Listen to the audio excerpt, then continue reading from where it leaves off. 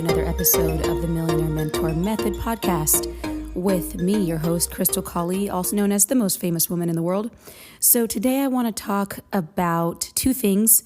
One, which is the so-called blue ocean strategy.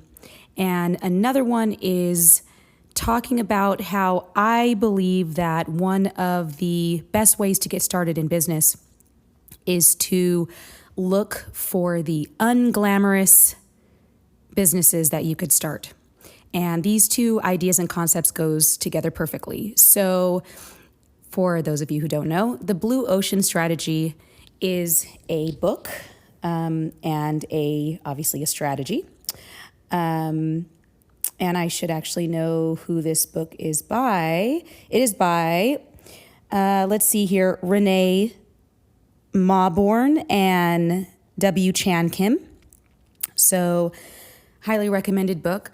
But to give you an idea, it's basically that you want to find businesses, niches, and problems where there is almost no one or no one else in that space or solving that problem.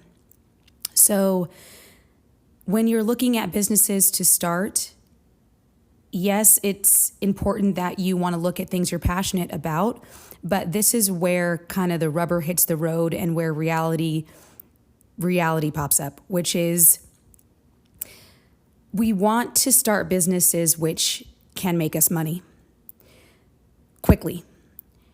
And there's a couple different ways to go about looking at that. One of them is low barrier to entry, so low cost to start. And also solving a problem that is, either unglamorous, not often thought of, or just very niche. So you can find a lot of those types of businesses and problems in industry. So in very not often talked about industrial type of settings. So what do I mean? Okay, I'll give you an example. So one of my friends has a company that he is the only provider and manufacturer of a certain part. And it's very technical, so I'm not even going to try to explain what it is. But it's a very specific type of part that is used in the shipping industry. So his business has been the only one that's been providing that for years and years and years, and he dominates his industry because he's literally the only one that manufactures this one particular part. And I believe it may be that he's the only U.S. manufacturer of that part. So I think there are other companies that produce it in China and other places around the world.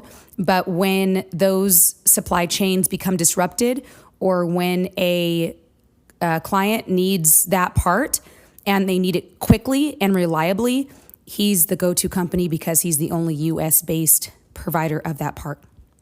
So, and that's very unglamorous, right? Like, it's not, his company is not, the Uber of beach cleanup. His company is not the next big makeup brand or the next Gucci or whatever. It's not glamorous, but it's real. And he's solving a problem in a niche that is not going away anytime soon, and in such a specific area that the average person who is not in the shipping industry, and by shipping I don't mean I should be more specific, maritime, so actually ships on the ocean, like freight delivery. So it's unglamorous. He's the only one. And me or you would not even know those types of details. So how does this go together with everything? Well, sometimes when we're starting our first businesses, the number one thing that we start with is, what am I passionate about? And yes, I truly believe in making an impact and in going after what your heart tells you to go after, and to make a conscious effort to go in that direction. But sometimes those types of businesses don't just take off quickly and start making you money. A lot of those business models and businesses are very, very challenging to cut through the noise.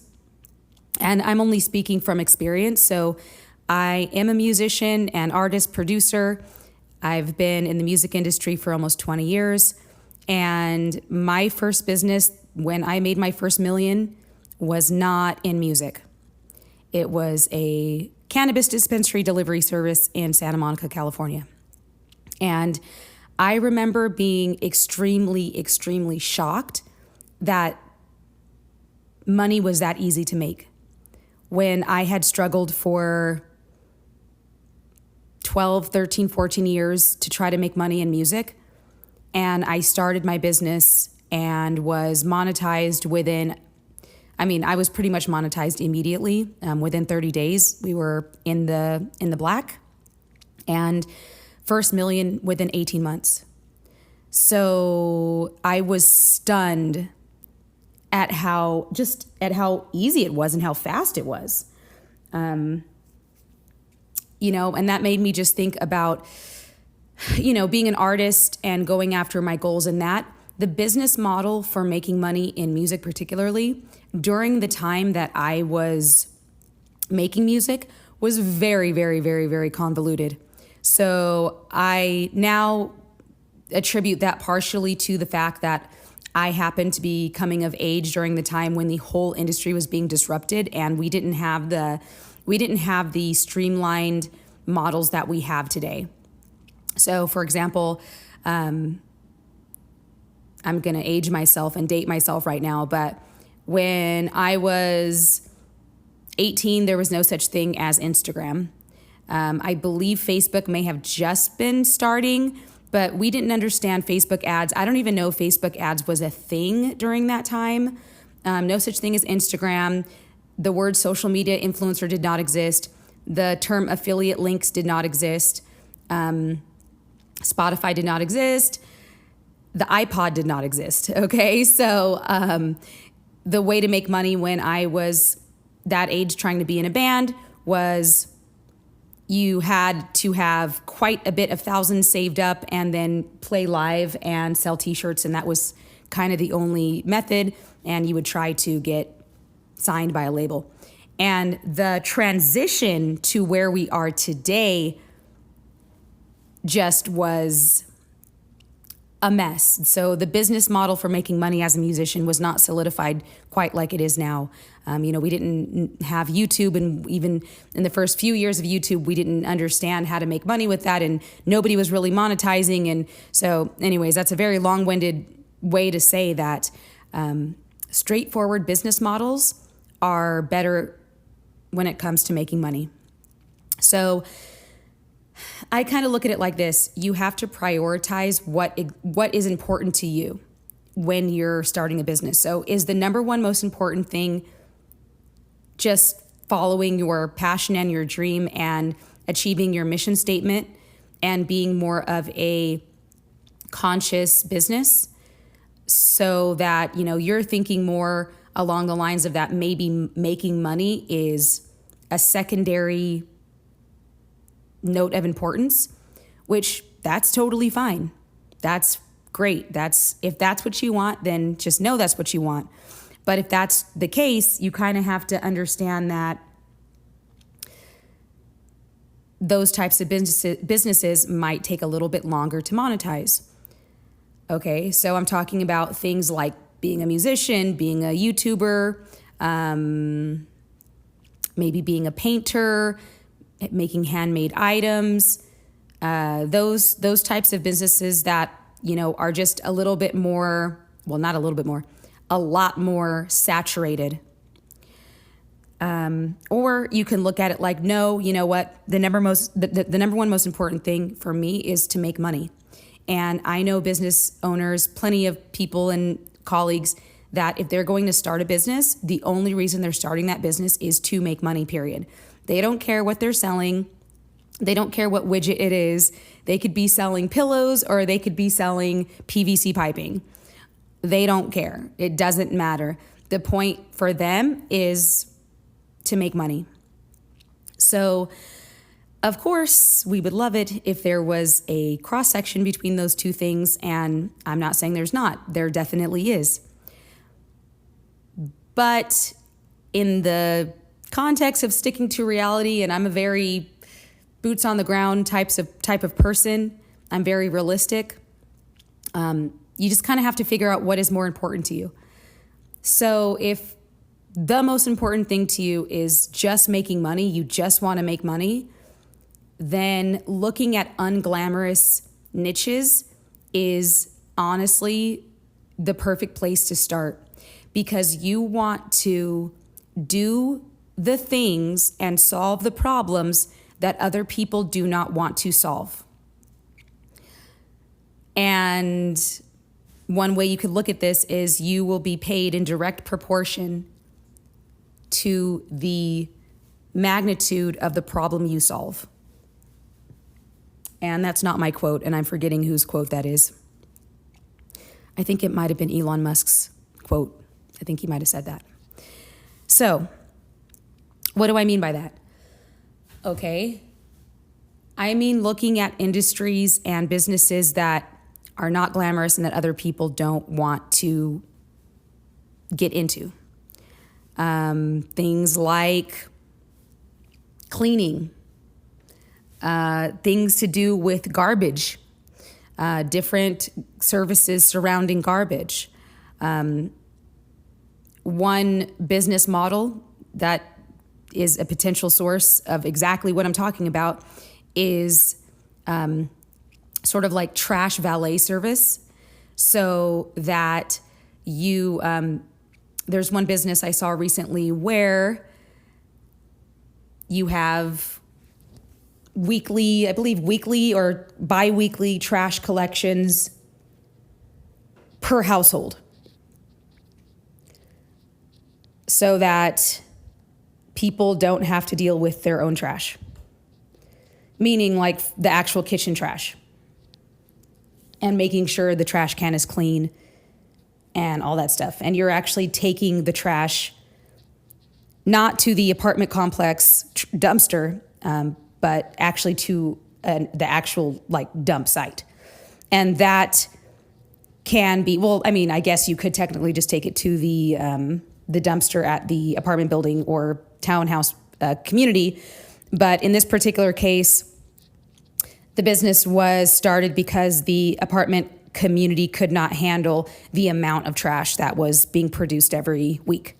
And their trash, their dumpster areas were overflowing every single week. So basically it was kind of like an intersection between a junk collection service and a like valet trash collection service. So that's something that, you know what?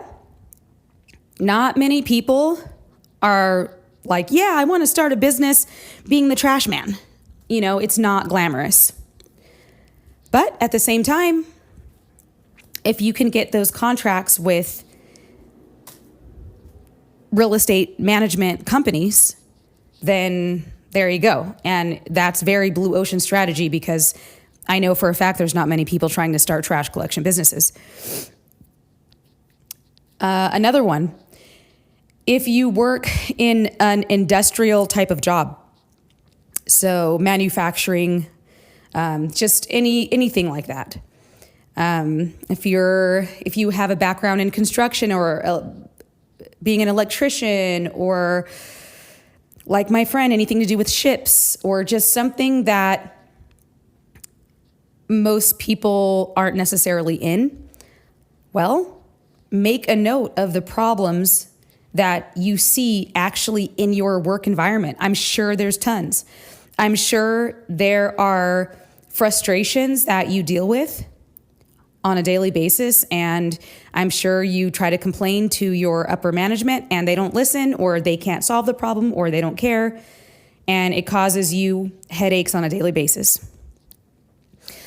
I can think of many, many, many scenarios in my work life where I used to get so annoyed at certain practices and situations that, those are potential blue ocean strategy business ideas.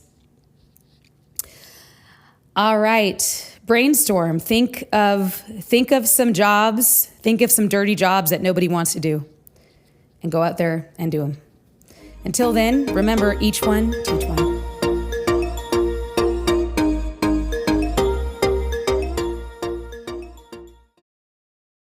The information provided in this podcast is for educational and entertainment purposes only and should not be construed as financial advice, investment advice, or medical advice. The host is not a financial advisor nor a medical doctor or licensed therapist. Any financial or medical decisions made based on the information in this podcast are made at the listener's own risk. It is recommended that listeners consult with licensed professionals such as CPAs, financial advisors, and licensed physicians before making any investment or medical decisions. The host and creators of this podcast accept no responsibility or liability for any loss or damages incurred as a result of the information provided in this podcast.